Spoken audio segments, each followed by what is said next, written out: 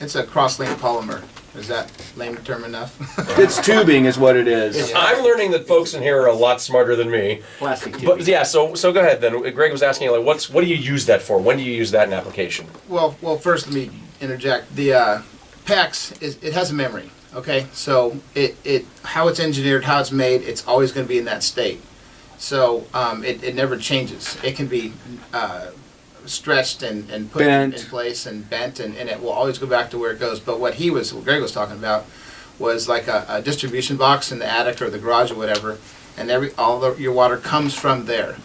And the really cool systems nowadays with the distribution box is where you run main lines, 3/8-inch tubing from that distribution box located in a safe place with no fittings, no joints, no connections, all the way to every fixture.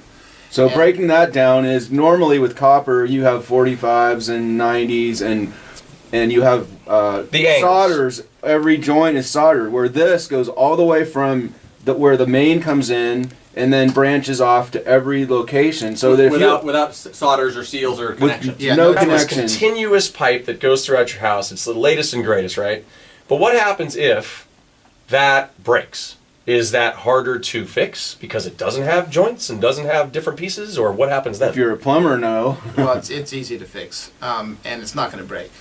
I have this in my house, and I can afford to put whatever I want in my house, and I put PEX because I do not want any problems. I don't want it corroding. I don't want it making noise. I don't want it expanding, contracting, and making tick sounds in the walls. Right. And I want the hot water to get there fast. Your house has already been plumbed in copper, and we're going out to do a repipe or a reroute. You probably want to stay with copper just to keep the system all the same, as well as if you're going with PEX. If your house has already been plumbed in PEX, well, then you want to stay with PEX.